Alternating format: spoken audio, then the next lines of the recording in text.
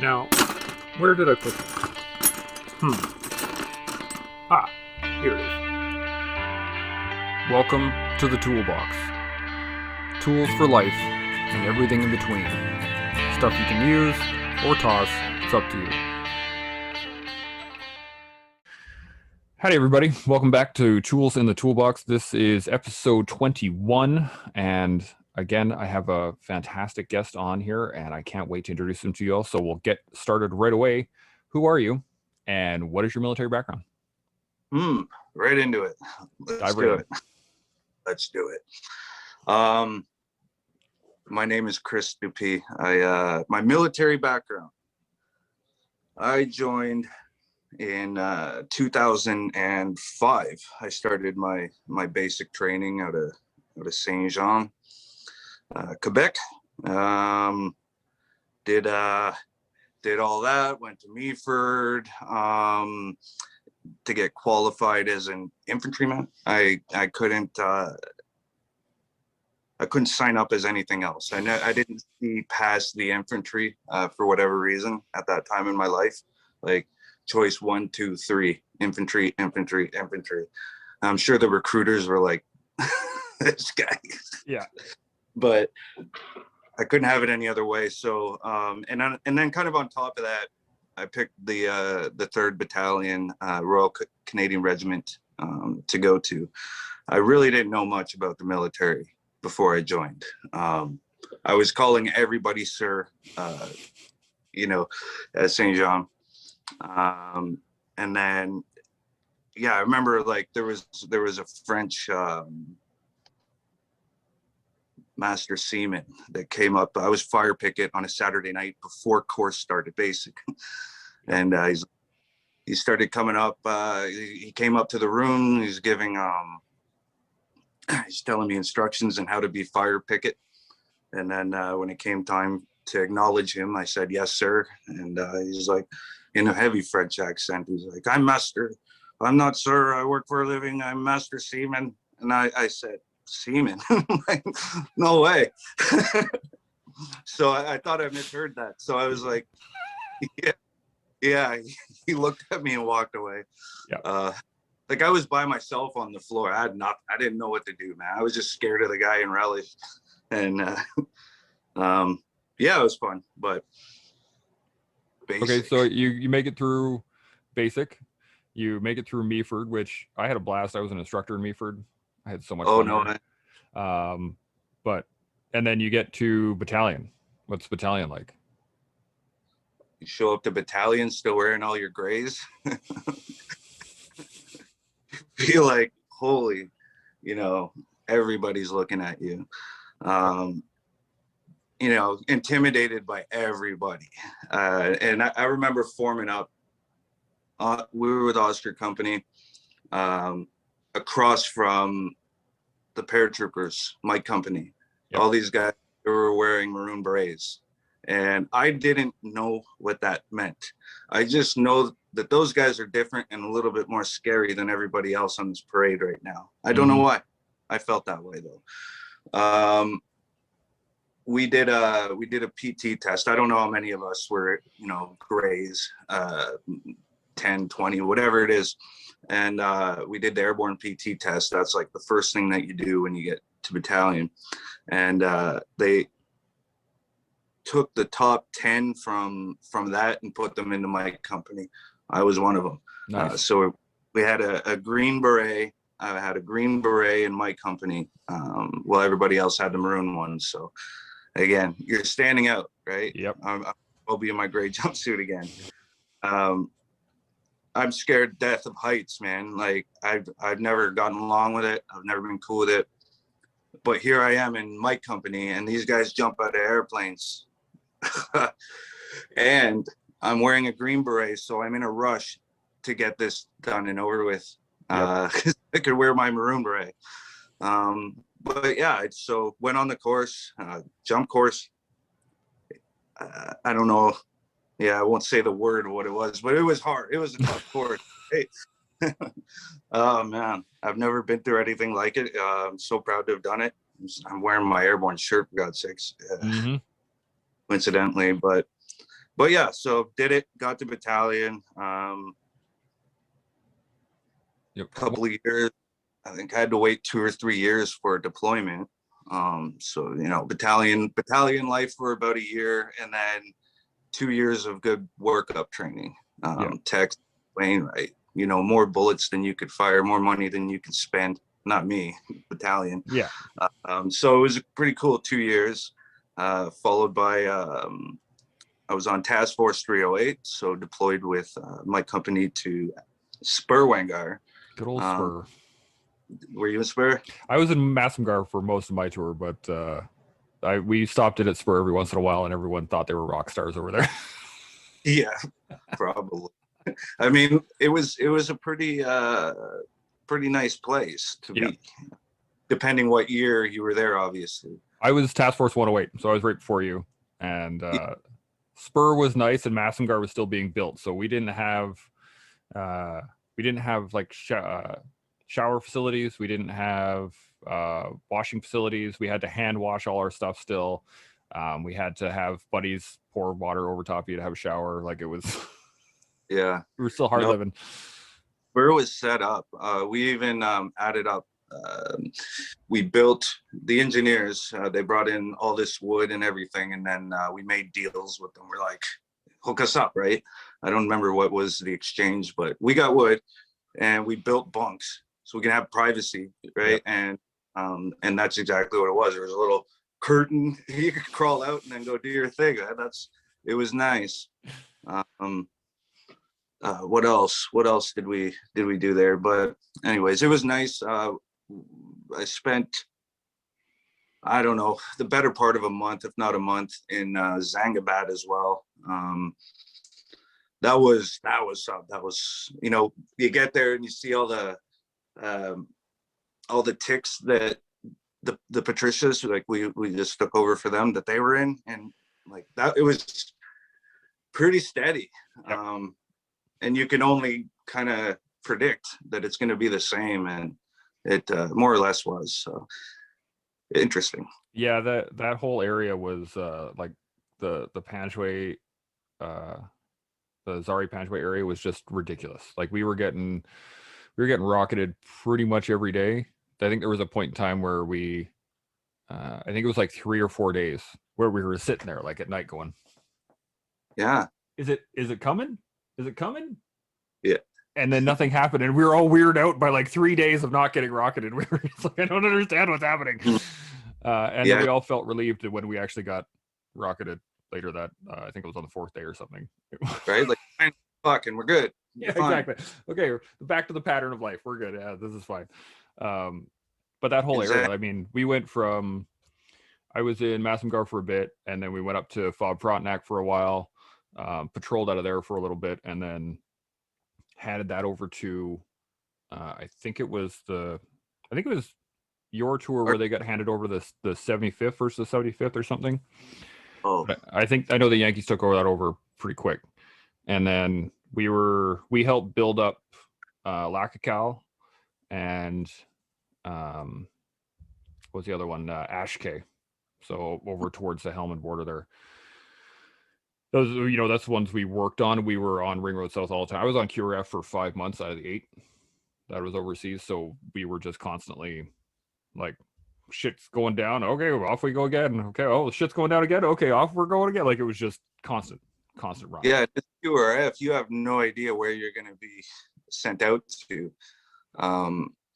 And that kind of gives you're in a vulnerable spot as a QRF, because like how the Taliban used to, they would dig in their IEDs, right?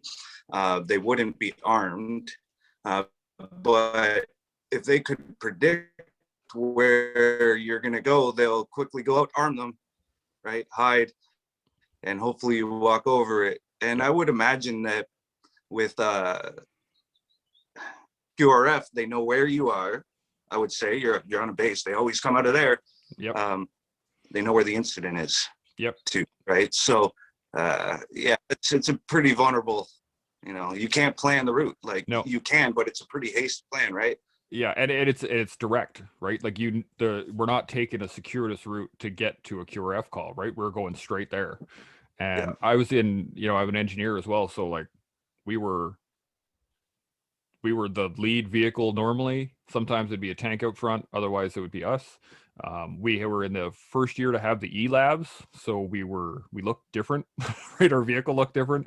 We always got out and dealt with the VPSs. We were always the guys out front to clear areas. We found a number of IEDs that were, they had dug one in under, do you remember where the 9-5 Northing is? There was that little canal when you head north from Massamgar towards Wilson. There's a canal that we had to check every day. And one day they actually found an IED that had been emplaced before the road was built. So like it would have been emplaced back in 06 while they were still building the route to get to Wilson. Like it was just insane. It was 3 big cook pots that they had found in there. It's insane. It just didn't have the chance to arm it, I guess. Or well, yeah, that's the thing. But I searched that area. I searched it every day, multiple times a day. Never found the wire. It was just like 3 inches sticking up, wrapped around the base of a little bush. And then the one day that it was found was because they had armed it. They had set a line up, and it had you'd see that little anthill, where they try and cover the wire all the way back to the firing point. So someone noticed that, and they're like, what the fuck? And then they actually dug it out from underneath all of the it was under the hard pack, under the asphalt, like 3 layers down. It was, it's been there forever. Anyway, thank God that he noticed that. And to bring it back to basic training real quick, I remember like we'd get marched from this place to that place. We had a really good NCO, Chason. He was Master Corporal. I think he retired as a sergeant. Anyways, he would always be like, what was he'd be like, Private Dupee, what was the license plate on that vehicle that just passed? Smart. Or the color of whatever. Yeah. And obviously in retrospect, and with the gift of time and looking back, you can see what he was doing, right? And you can see with your story where those things pay off. And save life. Yeah. And that's, I used to, when I was an instructor, that's what I would harp on, was like details. It's all about the details. And the recruits are always, well, man, like we can never win. And I'm like, I know. Like I'm not here to make you win. I'm here to make you look. And to get people to really like look, because you're right, it is a life and death kind of deal. You either find something, and I've said this a couple of times and I laugh about it now, but when I was clearing roads or looking for IEDs or stuff like that, I lived off of the mindset of I'll either find it or it's not my problem anymore. Yeah. Like that's it. So you either do your job right or it doesn't matter. And there was no question about it, right? We also have the same mindset in minefield use. Like if there is doubt, there is no doubt. So if you even have a hunch that you might be in a minefield, you are. Just deal with it like it. But so you did Task Force 308. That puts you back in early 09. Yeah, I got back. Michael Jackson died. I remember that. It was like kind of around that time. Yeah, that would have been like right afterwards. You would have been back in February, March kind of deal. And I think he died in April or May. That would have been pretty fast. I came back April. So okay. Yeah. I came back. Issues. Fuck is per. I thought I could run from my own issues. So I put in for a posting to the Queen's Own Rifles in Toronto. Amazing regiment. I can't say enough good about them. I wasn't in the right place personally. That was kind of the beginning of the end of my military tenure. Being posted in Toronto, it was a total different environment. I didn't realize back then how important my environment and surroundings were. I was not with my brothers anymore. I was with a new tribe, a good tribe, but it wasn't the same for me. And I was getting caught up in all kinds of little stuff, and everything starts falling apart at that point. Yeah.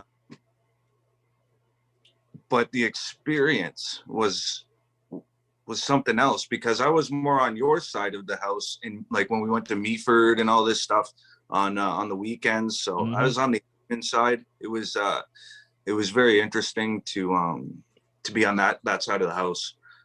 So that wasn't an instructor, more like CQ type stuff. And I'd bring out food out in the field, and I'd be like, well, have fun out here tonight. I'm going back to the shacks, fellas. Peace out.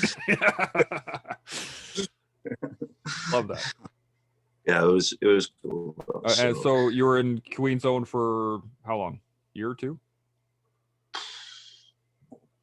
Yeah, about 2 years. And then I left. Remember, it was during your yearly medical or whatever. The doc, he was asking me questions, and I guess I sent up some red flags. I don't know. And he's like, well, you should go see somebody, maybe, this. And I didn't.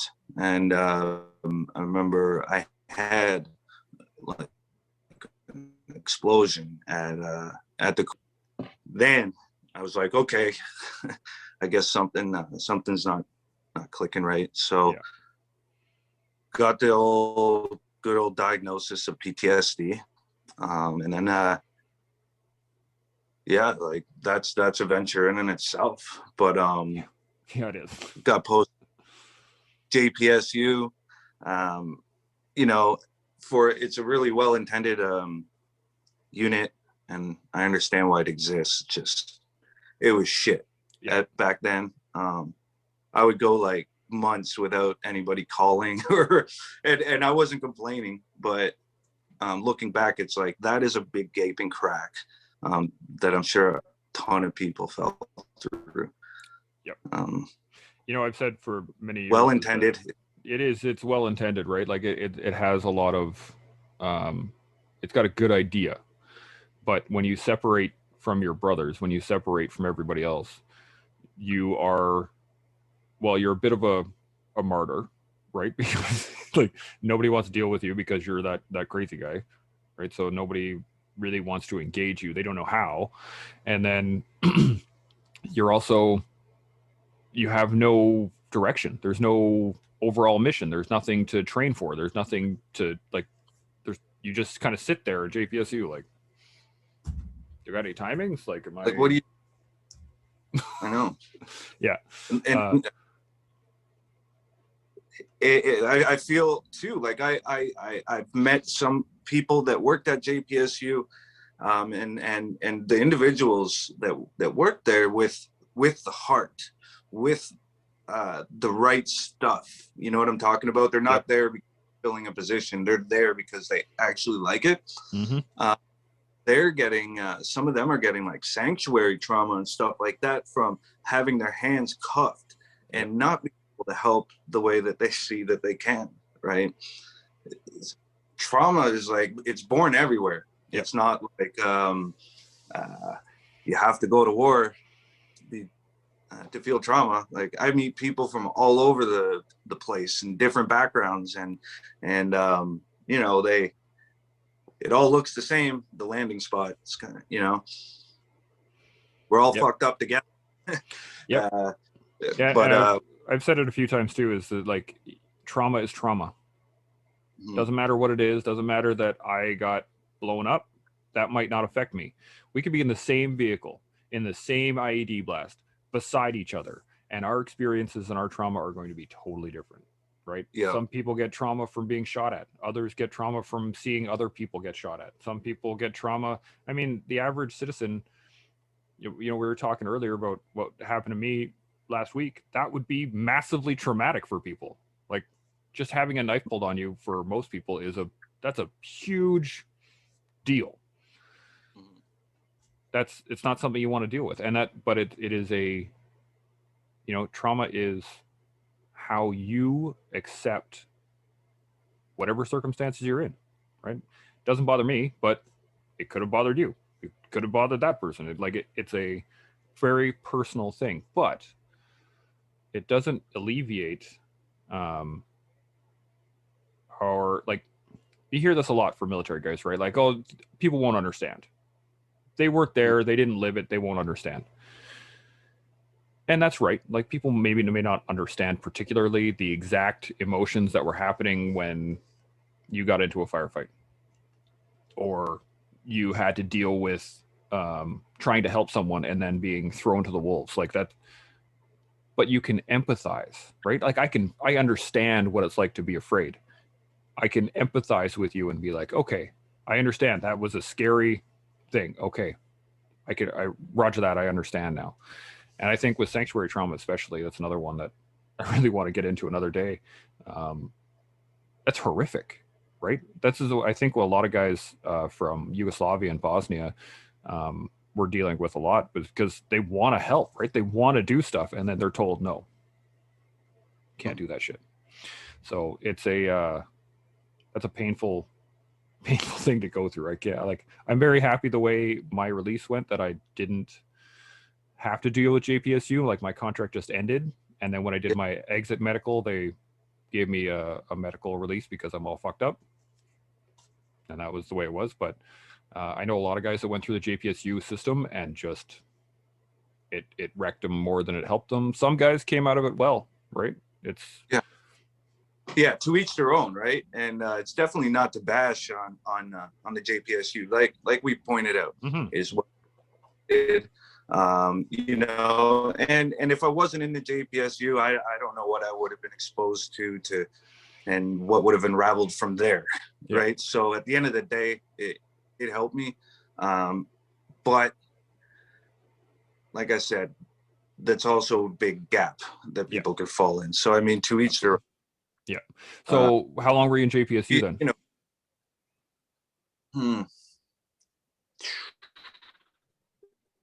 2 years. Yeah, 2 years, I guess. So through the two temporary categories at that time, I worked at the battle school in Toronto. That didn't work out for me. Again, I was being a dick. I couldn't help it at the time, I guess. I also went on a trip with Wounded Warriors to France. Nice. It was pretty cool. Yeah. That's a good go, man. Yeah. Oh man, I remember this trip. Oh, something. But let me back up. Return to work. Wounded Warriors, like, yeah, come work for us. At that time, Military Minds started, so I got a little bit of voice, and maybe I got their attention. And I remember having advice. Like, I'd gone on the news once, okay, and I got the attention of the founder of Points, the trap ticket specialist or whatever. It brings me into his office. I'm kind of dressed like this, like, really I am. And he's like, well, first of all, never show up to a meeting like that again.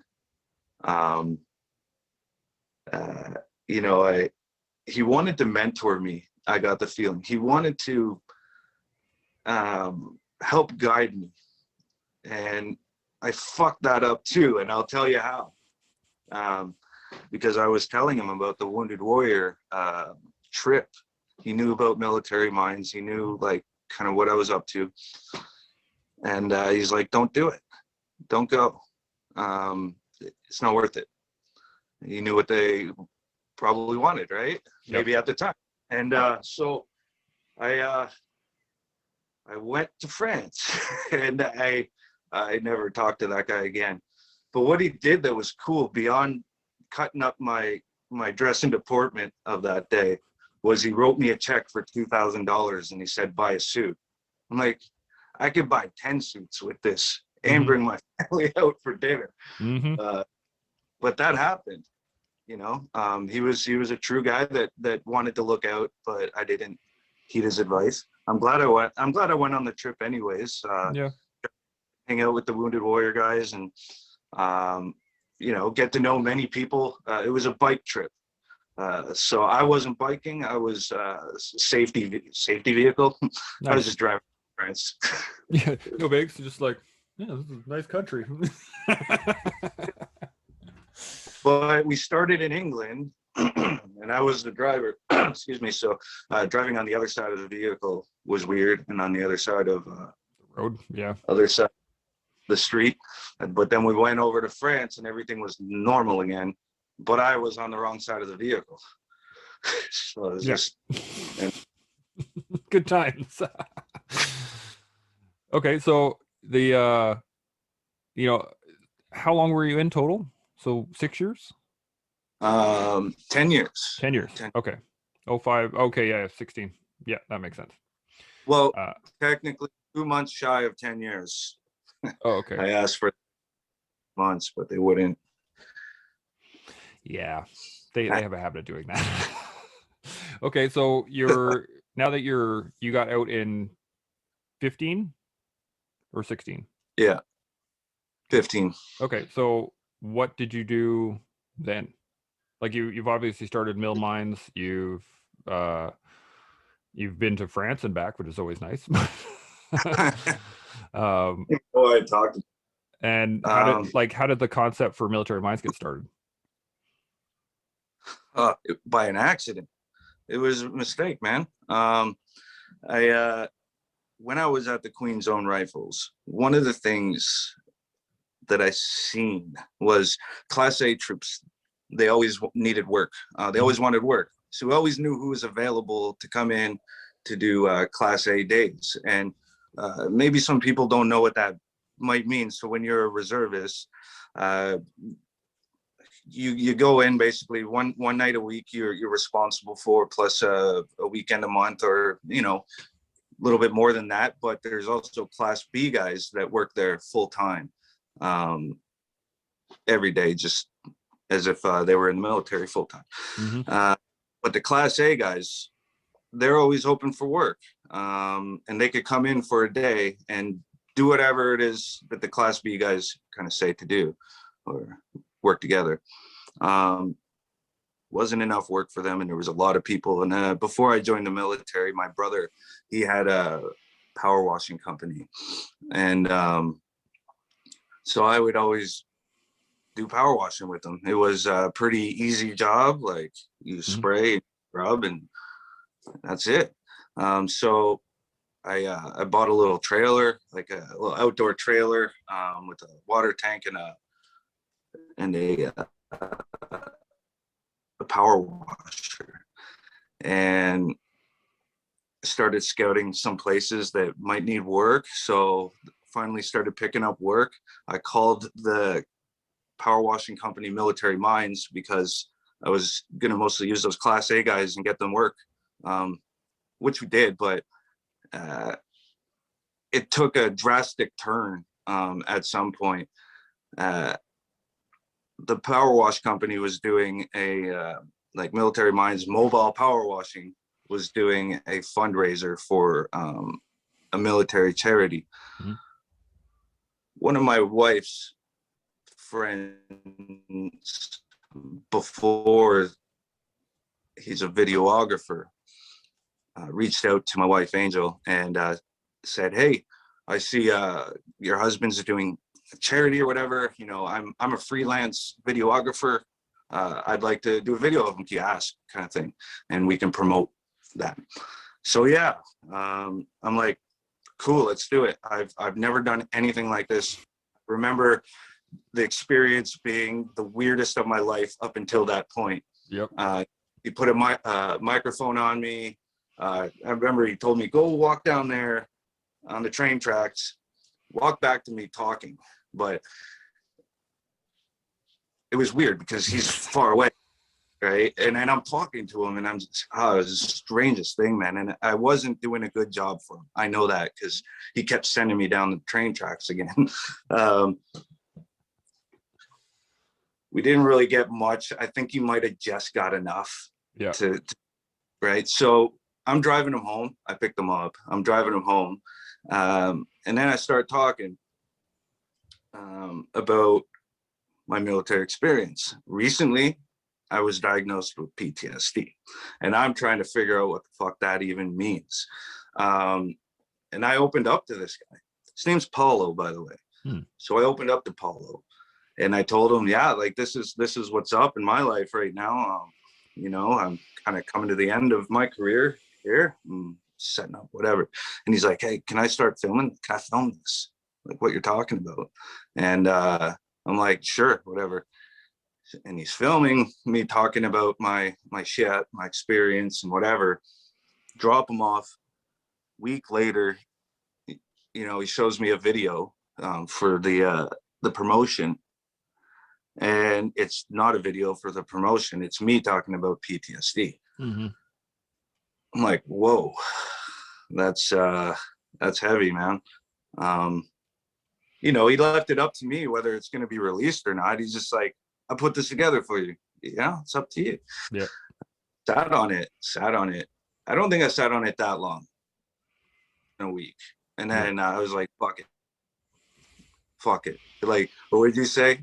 Would you say before your knife? So be it. Let's go. Yeah, so be it. Let's go. And that's what happened. And from that moment on, it's been a whirlwind. It's imposter syndrome is a big thing that happened to me from that moment forward. I'm a guy, I only have 10 years, I think like maybe 8 at that point or something. Yeah. And I only have one, right? My military experience isn't really that. Come on, like we are always comparing ourselves to somebody, right? And if I'm comparing to somebody else, it's never, at the end of the day, I did 10 years in the military. I did a tour to Afghanistan. Like, what more do I want from that experience? Yeah. But I wasn't carrying like that. I was carrying as if I'm going to be figured out. People are going to know that I was scared, or I was like, every insecurity that I have, I figured everybody would know. Yep. And that's why I unfortunately had to carry myself through that experience.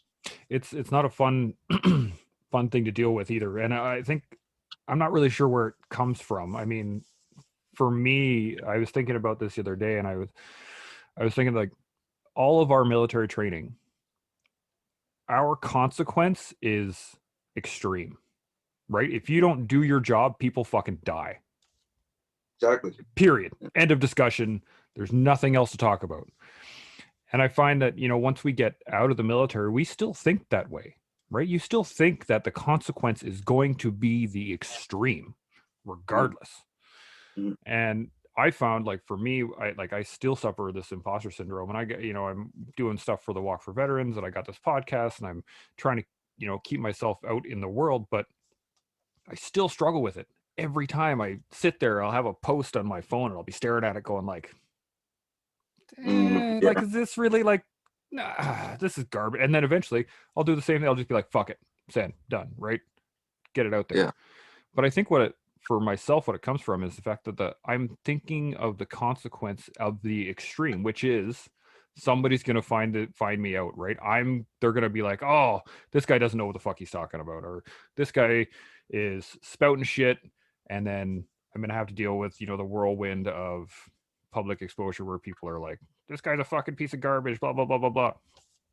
And when I started with the Walk for Veterans, I was expecting this tier 1 paragon to just show up, right? Like there's going to be this guy from the hill, and he's going to be like, all right, boys, this is what's happening. This is we're going to fix everything. Follow me. And you're like, Roger, nice. Follow, and like, you're good. Like, I'll follow that guy. No problem. Yeah. But that guy doesn't exist, right? I eventually figured that out. That there's no perfect person that's just going to come down and fix everything for us. And then I was just like, well, I guess since I'm the one here, I guess I'll just start working. And if somebody comes along that's better, cool, they can take over. Yeah. Yeah. Where do you think, like, do you have an idea where the imposter syndrome comes for you? Because for me, a lot of it is that catastrophizing, right? Like, oh my God, the worst thing is going to happen. Where does it come from? It's ultimately, I believe it all just comes from insecurities. I think our military experience has amplified that like tenfold, though, because like just the being in the military, period, in that military environment, you know, it really is dog eat dog. Mm-hmm. All you have to do to really like stand out in a negative way is go to the MIR. Reason even, you know? Yeah. So you're constantly thinking like, how is maybe people going to judge me, right? I don't want to look like a piece of shit because I'm not. I don't identify with that piece of shit over there. Yep. We all know is he's probably a great person, but just not, you know, standard kind of thing. Yep. But I do with that, right? So I don't know, man. You know, there was a time when I was like civilian before military, and I would look up at soldiers as gods. Like, oh man, you got figured out. Like, how cool is it to be you? You know, you'd see them like just a random place, and that's the feeling that I got. But then when I became a soldier, I'm like, what? I get weird when people say, thank you for your service. Yeah. Like, what? Yeah. How did I get insecure about being a soldier all of a sudden? You know, so, I think fast forward and I'm on the news and I'm representing veterans and I'm representing soldiers. Do you know how messed up that is? Like, oh yeah, to be that voice, and you're sitting there right now. The biggest thing that I could do to combat that thought, it never worked back then though, but I can tell you now, I don't really care what anybody thinks. You know, to a certain extent, we always do. Yep. But not that. I've realized my story is my story, and I embrace it. Either you love me or you hate me, or somewhere in between. They're always going to be there. You know, the haters will always be there. The lovers will be there, no matter what. Yep. The acceptance of that, accepting that, you know, that soldier with 6 tours and 35 years in doesn't like me because, you know, I'm talking, you know, accepting that. Yep. When the matter is though, because I've been doing this long enough to see how these things unfold. Everybody that I was worried about, that 6 tour sergeant or that, you know what I mean? Oh yeah. They get it, man. They support, like they get the help that they need too, and that's illusion. We all live in an insecure kind of illusion that is not reality. No, it's it's such a it's an illusion, right? I used to, when I have these conversations with certain people, like I got into this conversation about with my mom about concealed carry, whether or not we should allow concealed carry in Canada, and I was like, absolutely we should, and she was absolutely we shouldn't, and I was like, safety is an illusion, right? Because any random dude could just walk into your house and do whatever the fuck you wanted, right? By the time the cops got there, it's already too late. Even on like a good day where they're in the area, you're looking at a minute or two. Anyway, I went on this whole tirade of it. But it's the same thing with our insecurities, right? They're illusions. They're the thoughts that we think because we're not only thinking about how others are judging us, but we're like, how would I judge myself looking at somebody else doing this? Oh. Right? But nobody else knows the story. Nobody else knows what I've gone through unless I tell them. Nobody else knows how I am, you know, absorbing the information that I'm getting every day unless I discuss it with them. And one of the things that I found especially helpful for the insecurity and the imposter syndrome that I'm constantly going for is just to do it. Like, just try, because who the fuck knows, right? Like, it could work, it could not. If somebody, and then you can deal with it. And it's the same thing we did in, you know, in our training was, if you know what I said earlier, if I think I'm in a minefield, I am. Mm-hmm. Period. Mm-hmm. Treated as such, right? And I think we have to move forward with that same concept when your brain is telling you, oh, people don't want to know that, or nobody's gonna fucking read that shit. It doesn't matter. Do Mm-hmm. it anyway, right? Just Yeah. fucking do it.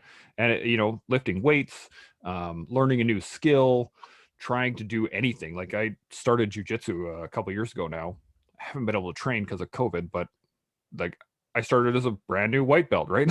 And I was getting Yeah. choked out by little 112-pound girls 17, and I'm like, well, shit.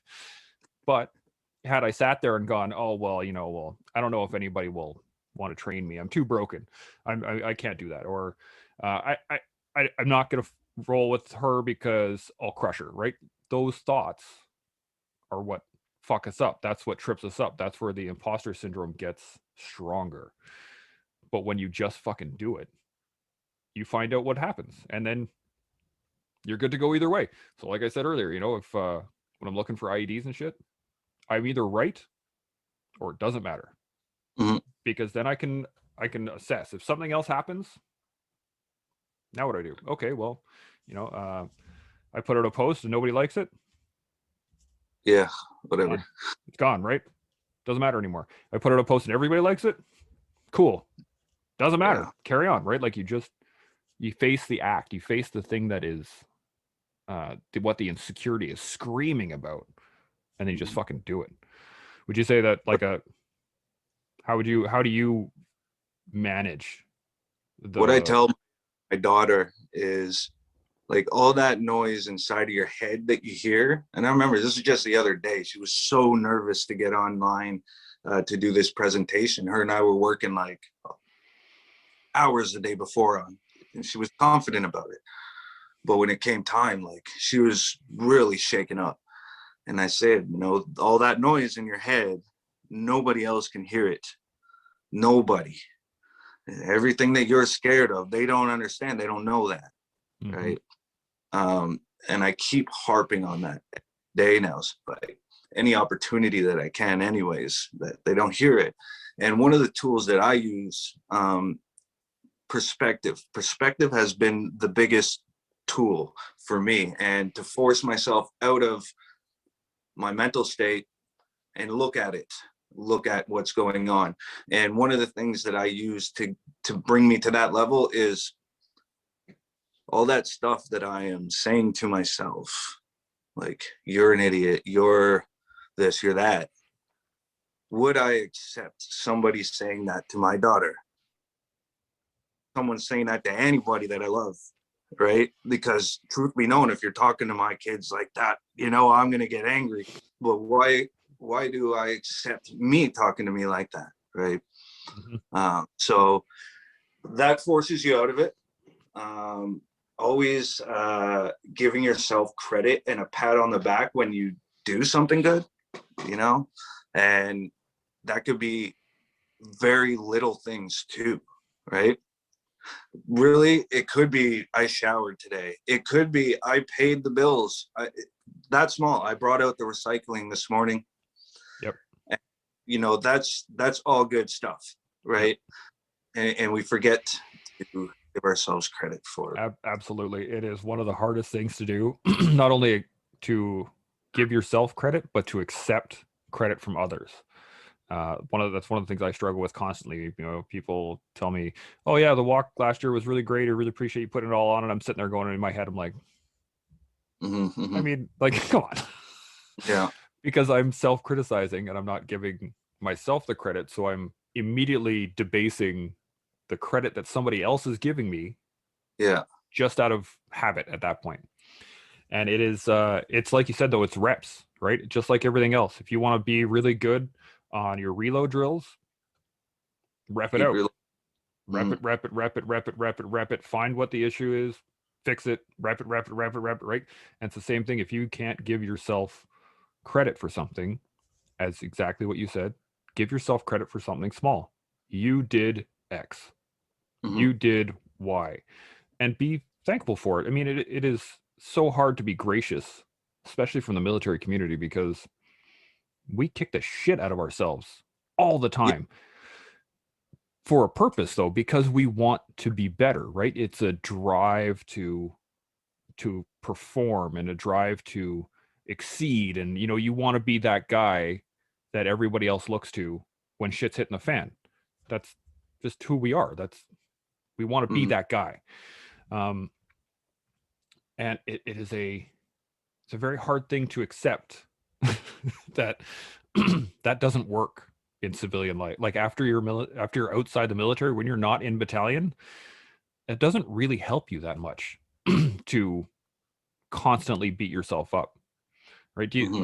There's a small amount of utility in having ambition and trying to be better and stronger and wanting to grow, but I don't think there's a requirement to beat ourselves up the way we do. Do you think there's a utility? Is there something, No, some way you can use it? everybody has it. It's not exclusive to us. People can use it the exact same thing to their advantage, and just treat it as, it's like, okay, I'm feeling really overwhelmed right now. I'm about to snap, I'm about to whatever. Like, learn to sit with that. Learn to say, like, 1 minute, we'll talk later, and then to understand what just happened, right? I am losing my train of thought a little bit there, but No, I think that's accurate though. I mean, when we are being able to take the time for yourself is super important. And if you, even in a conversation, when you're engaged with something, or if you're trying to fix a task or do anything, having the ability to take that time and say, okay, hold on, I need a minute, and take that minute, like actually take it and really be mindful in the moment and say, okay, I'm getting agitated. Give myself a second. yeah, And being okay with that. That is one of the hardest things. I've struggled with that for years now. sitting Yeah. is very, we like to run from it. We like to, like me anyways, I can only speak from me. We like to run from anything. I like to run from anything that makes me feel like, man, you start to create an avoidance. You start to go into freeze, right? It's not a healthy, good place to be. And you start really judging yourself, comparing yourself. Yeah. Yeah. I'm, like I said earlier, when I wanted to talk to you specifically about this, is because we have experience in it and because we still struggle with it, even though like I'm still getting my reps in. And this right here, me being on the podcast with you and discussing it, this is what is giving me my reps today, right? I'm telling myself this is what you need to do in this situation. So that I think a lot of us can really get a lot out of this just because of that, right? Just listening to this is a rep. Good job. You are looking at trying to better yourself, right? Solid. Accept that. Give yourself a little pat on the back. Well done. You made a decision. You followed it through. You listened to this podcast. Done. Good. Pat on the back, right? Now move on to the next thing. What's next? What's your next step? What's the next mission? What's the next thing? And I know I had a really hard time trying to get rid of that voice in my head. That's always keep going, fight, fight, fight, fight. Just like give her, just keep going. God. You never want to stop to actually just assess and retrain. But it's something that we got taught in the military all the time, right? You go hard until someone calls end X or someone stops and says, okay, everybody, we're going to do an AR. Everybody stop and think. And I think one of the things that we can really do is work on that for ourselves. Call an AAR with yourself. Stop when you're all the insecurities are coming forward and all the stupid self-talk is right in the front of your brain. Just stop. Do an AAR. Okay. What are the voices saying? What is it that I'm actually afraid of? What is the worst possibility that could happen right now? What are the good possibilities that could happen? And like, just really assess, as you said earlier, detach emotionally from it, step back, view. Because I believe in manifestation. I believe that if we intend something, it will happen. Both good and bad.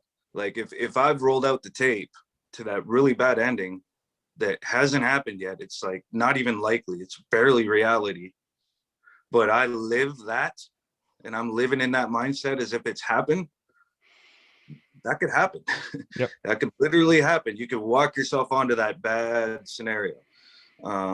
So assess what are you looking at?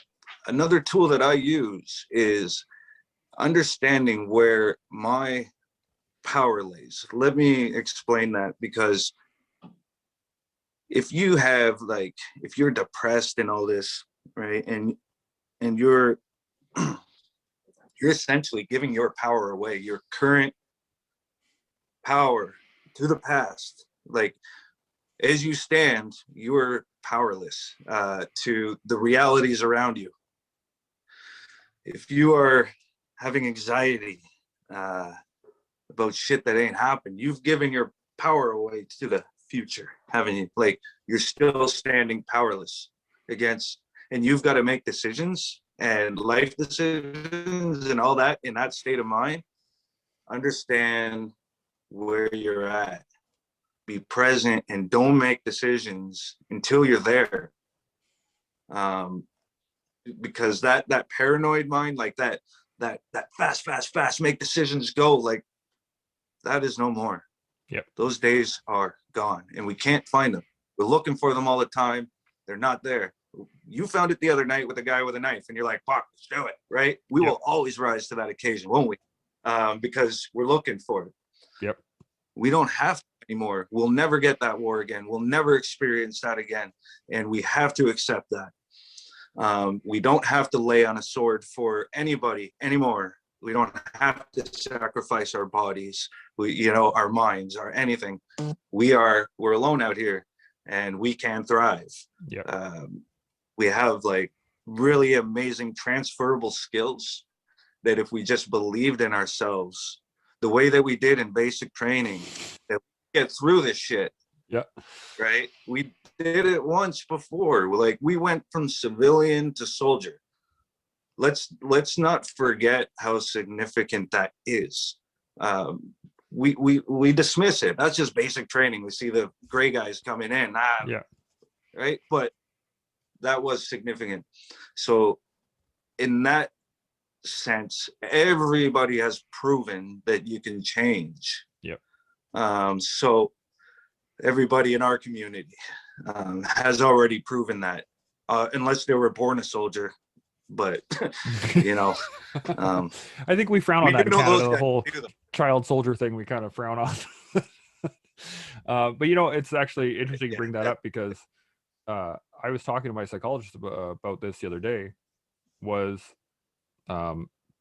This is how we get through training, right? The imposter syndrome is there when you're in training, because it's telling you, I can't do any more push-ups. I can't go on another ruck march. I can't take 3 more weeks of this. Oh my God. Well, like, that's the little brain inside your head spooling off. And what do we say? Yeah. We just look at it like, fuck you. Like, I could do this. But it's also how, we've seen people quit, right? You see people in basic VR, done. Yeah. Bye. And it's we didn't, but the voice, we've seen it happen. We've seen the voice take over and just be like, that guy could have been a great soldier, but he's got not. in his head. Yeah. Right? His head got to him. Done. You see it. That's the whole reason we do prelims for, JTF and combat divers and jumpers and like anything specialized. There's another level of stress. See if he can take it. See if they can take it, and just push them harder. Push them harder. And it's to get it in your mind, right? To say, doesn't matter. What's next? And we always think about it in that term. I mean, at least for me, I always did that, was I just need to make it to tonight. I just need to get through this ruck march. Yeah. Period. I'm not thinking about the next 3 months of fucking all the shit that I need to do. It's just this ruck march. But what a gift the military was for that reason alone, though, too, right? Like, we didn't really have to think about shit. We didn't even have to think about what we were going to wear the next day. In fact, we looked for, like, we wanted instruction, right? It wasn't that we just knew what we were going to wear. It was, what's the dress of the day for tomorrow, right? And they would tell you, are we going to wear FFO? Cool. Full FFO? You know, are we wearing gas masks too? Full FFO, yeah, full fighting order. But we were always looking for that direction, and after I got out of the military, that's the same thing I was looking for. I was looking for that direction. I would talk to people, and I'd talk to my wife and be like, if you want me to do something, just tell me. But it's not her job to give me direction in my life, right? That's not her job. So it has taken a long time for me to get to that point where I can direct myself. I can still direct others. I can still do all kinds of stuff, but just getting over that sense of required direction was very challenging. You're right. Go ahead. That's what being like the founder of Cadence / CEO, because I don't know what else sounds pretty sweet. There's only reason why. But I don't have anybody on top be able to do 10 times better than I do now, to be honest with you. Like, that's a me issue kind of thing, because I still kind of tassel with that, and how that's translated, like for Cadence and stuff, the imposter syndrome, and that is I can't advertise, man. I can't like post and say, hey, come here, we can help. Like, we legit can help. We have therapists that can help, and a wicked peer program, but I can't tell people about it. I work every week up at Greenstone, Muskoka. It's an addiction treatment center, and there's vets up there that I work with every week, and they don't even know that I have Cadence. They don't even know that it's a thing. I just don't talk about it, right? But that's a detriment to business, because at the end of the day, I'm a guy. I started a business trying to survive, but the business needs to kind of start to get elevated a bit, and I need to start pushing it out but I was always very insecure to do that, because I don't want to come across as like I'm the guy that has the answer. I'm not that guy. Yep. I'm the guy to get you a therapist, and we can talk, and I can remind you that you're not alone. That's who I am. Right? The facilitator. Yeah. I'm in the same boat. When we started with the Walk for Veterans, it was the same thing. I didn't want to be on camera. I didn't want to be that guy, and there's a stigma too as well for that. Like, anybody in battalion or in regiment knows there's those guys that they feel like they're full of themselves, right? That's what you look at and say, oh, well, that guy's always posting stuff, and he's always constantly online, or he's constantly talking about what he's done and blah, blah, blah. Nobody wants to be that guy. You want to be the standard soldier, just like I don't want to be in don't want to be in the spotlight. Yeah. And but I was like, but somebody needs to make videos. Someone needs to bring the word out. Someone needs to talk to people. And I'm much more comfortable one-on-one. I could go into somebody's office and talk to them. I'm much happier doing that. But when you got a camera out in front of you and you're like, hey, everybody, this is what's going on, blah, blah, blah, it feels fucking weird. It really does. With the cameraman, like, I did that interview. I released that YouTube video. I scored an interview with Avery Haynes. I was a bad troop. I snuck her into the gun park at Queen's Own. We did the interview there without asking for permission. Sneaky. So not good, man. Like, yeah. Anyways. Yeah. So, let's talk about Cadence for a bit then. Yeah, sure, man. Sorry to interrupt your train of thought there. I was just thinking, like, we haven't talked about Cadence at all. Talking to you, I don't. So So we kind of jumped right into the bulk of the conversation, but we didn't get to a couple of things that I really wanted to talk about, which was one, your transition, because I think it's important to talk about everybody's transition. I've had guys that had an absolutely fantastic transition. I've talked to guys that had an absolutely horrible transition, and everybody's story is different. So, how was your actual transition going from from JPSU to civilian? How did that go? mm, it was fucked because that time, like I was not right in my head. Yeah. I was literally living out of my truck during that time. Um, and uh, and like Motel Sixes when I could. Like it was a big mess, man. I didn't see a future for me. I was Yeah. munching pills. I was trying to sleep. Like if I could sleep 24/7, that would have been my solution, right? I'm trying to avoid a feeling instead Yeah. of sitting with it, right? Um, so if I were to paint a picture of what I looked like at that point, that was kind of it. I have a family. I have a wife, 4 daughters, but at that point I was on my own big time. Yeah. And you know, looking back, I still got to come to peace with all that happened.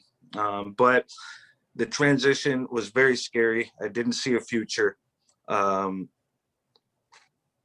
but a future happened nonetheless. Like, you know, in 2015 to not having any future, to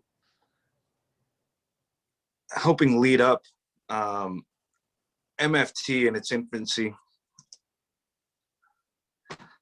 to now being a clinic owner operator, to now being the director of military programming at Greenstone, Muskoka. Mm-hmm. I couldn't have seen that shit. I couldn't see it. I rolled the tape out as bad as it could get.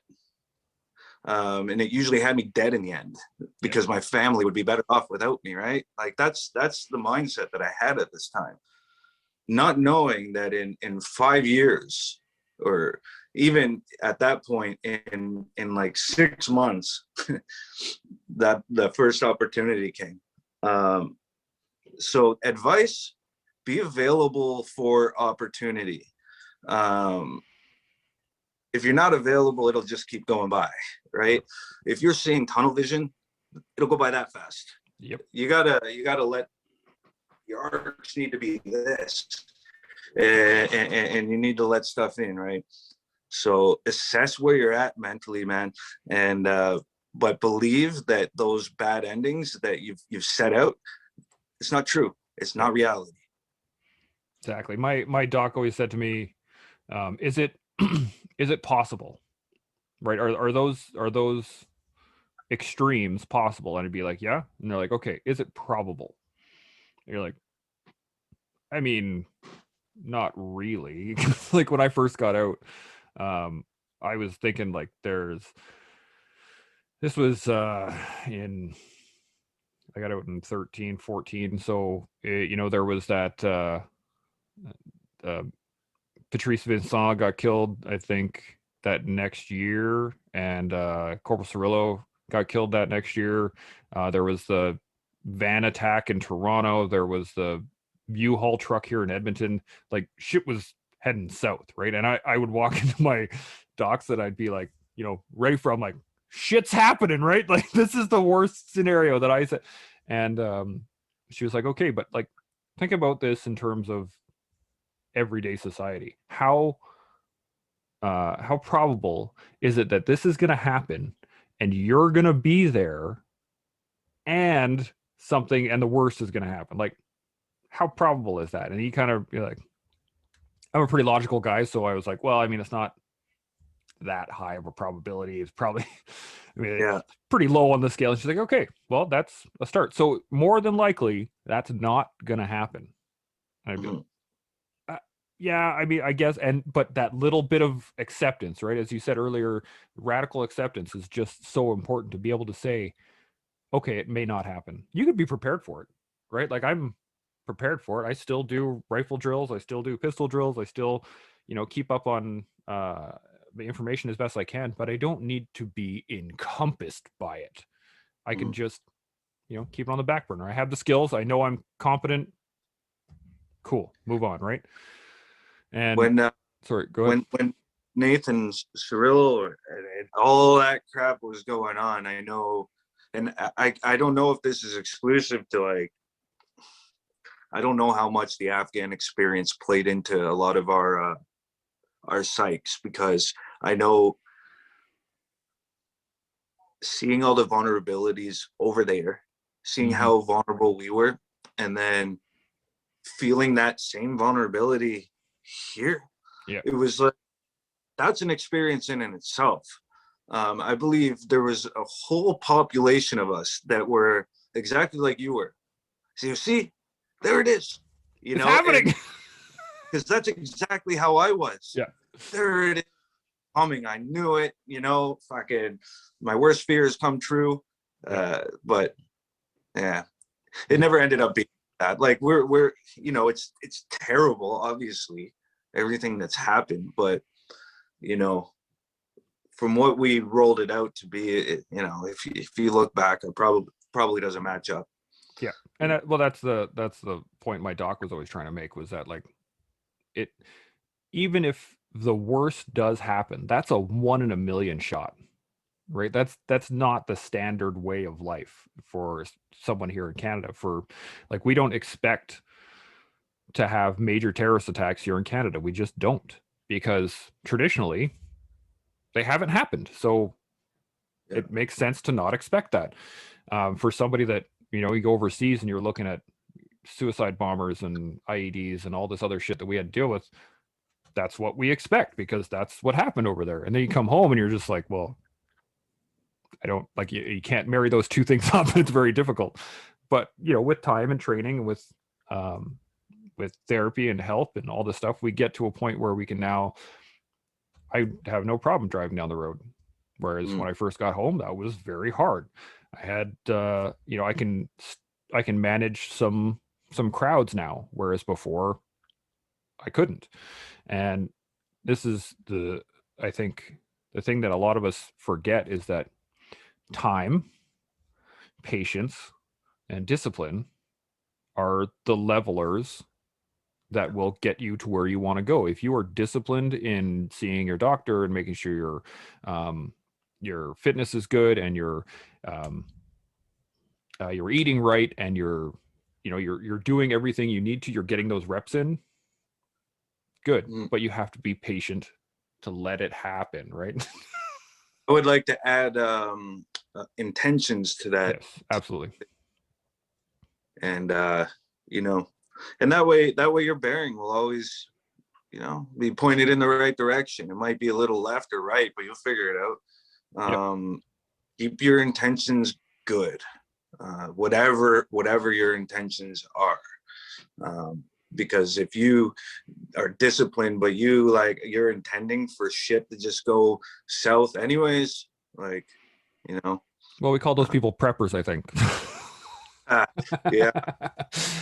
So in Texas, there's a prepper that wished that he got a shovel. Right. Probably stuck anyway. So tell me about Cadence. How long you been doing that now? 3 years, almost 4 years actually. That started with I remember after my MFT time, I was there was a lot of downtime for me, and I've got a father-in-law. He builds. He's a building man. He's actually made me feel this small by accident because of my own insecurities, because he would come to my house and fix shit. Yep. I'm like, I can't even do it myself, right? So as a man, that kind of hurt. Yeah. But I'm so grateful to have life. So he bought a building in Newmarket, and he's building it, from demo to all the way up. And I asked if I could join him, learn shit. I'm not doing anything. You don't even have to pay me. I just want to know like how to do drywall. I want to know how to do framing, all that stuff. So I volunteered. I did it. I learned lots of good stuff, but I also proposed to him that this office space that you're renting out to perhaps doctors or whatever, would you give me a shot at this? I think I got an idea. Mm-hmm. Um, and yeah, he's like, okay, cool, let's do it. You know, I reached out to Dr. D, some other people that I know, started assembling a team, not even knowing what the hell I'm getting into, like what you said. Like, I'm stepping in the medical field. I am just some dude from my company, RCR, you know what I mean? Yep. So we did it. We had the grand opening, man. We had amazing support. We had the MPs there.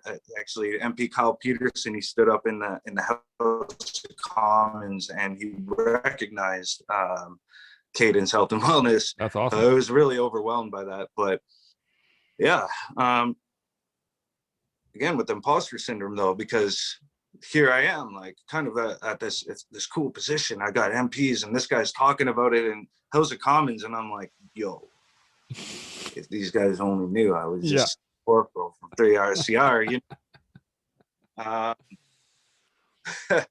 So yeah, my job is, for me in my life, it's the best job that there is. I'm not a therapist. I'm not an admin. I barely know anything about business. But I get to hang out with the troops. Like pre-COVID, forget this shit. I would show up at the clinic, troops will come in to see the doc, but I get to hang out with them before and after. And little Nice. things that I do too, because it is my clinic and I can control the schedule to a certain extent, right? A lot of people around town, they think they're alone, they think whatever. So if I know two paratroopers, one's in the next town over, and this is actually real stories. I don't mean to bring up the cliche paratroopers, but I know them, they don't know each other. So the schedule will be that they cross paths. Nice. It's gonna happen, and I know that's gonna happen, and I'm gonna facilitate it, you know, and make that connection. I love that shit. That's the stuff, right? And they get to connect and know that they're not alone in this town. They're not alone in their mind space. There's others like them. Yep. So, and it's so important to link up with people that did the job, right? Like, yeah, engineers love hanging around with engineers because we get to talk engineer shit, right? We like to hang out with pioneers because they kind of know what we're talking about. And we'll talk to infantry and we'll talk to, but there's a preference, right? The divers hang out with divers, airborne hang out with airborne. There, you know, just there's an understanding there that some would rather like no association, right? And I get, like, it's all over the place. I try to understand everybody's story the best that I can to kind of help accommodate their experience at Cadence, and anything that we do. But yeah, it's man, it has been an interesting path. The stories that I've heard, it's so goddamn sad, man. Like, it's a shame because I know how proud every one of us were at one point, right? yeah. And to I mean, see, still are, right? I think that's where a lot of that shame and the still darkness are. comes from, is because we're so proud and it's and capable. But I've looked at it this way over the years, is that, you know, I could beat myself up for having, you know, bad knees, bad back, bad shoulders, blah blah blah, being crazy as shit. I could beat myself up and say, well, now you're useless. No, I'm not useless. I still have lots of life to manage. I still have lots of skills to give, and I have a shit ton of experience to pull from now. You know, I had 8 years in the military, tour of Afghanistan. I was an instructor for a couple of years. Like, this is lots of tools for me to be able to utilize and pass on. And that's one of the things I took from being an instructor, was like, I get to take all my skills and give it to somebody else. And that was my take. And I think it's similar for you, you know, working with Cadence and helping out vets, and is that exact thing. You get to take those tools, all the information that we just talked about, and you get to hand it off to somebody and be like, this is what worked for me. Yeah. Right? Give it a shot. Yeah. And we're rolling a bit over an hour right now. If you got any last points, anything burning on the top of your mind want to talk about? No, I was just I'm good. I'm good just following your lead. You know, it's always fun to just talk army shit. I'm It is. not you know, I it's something that we'll never get back. I acknowledge that. And it's just fun to hear about it. Like I listened to the Pam's Way podcast. Do you listen to Yep. It's hearing about Spurwingar, you know, after I was there and hearing their experiences. It's like, wow, exactly the same. I think that's really cool. So that's where I'm at on my journey now is really just understanding what the fuck happened there. Like what was the big understanding? We understand World War II, we understand World War One, the movements, everything that happened. As a matter of fact, I found myself diving into history, trying to figure out kind of now as well. I've got a pretty keen understanding of what happened in Afghanistan, but I don't know anything by any means. But listening and talking army shit with people that have been there in your shoes in one way or another, priceless, man. It really is. If anybody wants to follow you or learn more about you, where can they do that? I've got I'm on Facebook and Instagram. I don't even know the handles. I'm Chris Dupee and I'm a Cadence Health and Wellness fan. I'm not that savvy with that. Roger that. Well, again, I can't thank you enough for being on here, man. This has just been a great conversation, and I'm really excited to pass these lessons on because there's so much to pull from. So thank you very much. Appreciate it. Yeah, I hope somebody was listening, and Chimo to you and your brothers, man. Chimo, brother. That concludes this episode of The Toolbox. I want to thank you for listening. I hope you were able to use some of the information that was offered. I want to thank all those putting it on the line for us every day. Military, veterans, first responders, and public servants. Keep up the good work. I look forward to bringing you more tools for your toolbox. And until next time, stay open, stay humble, and stay focused. Chimo.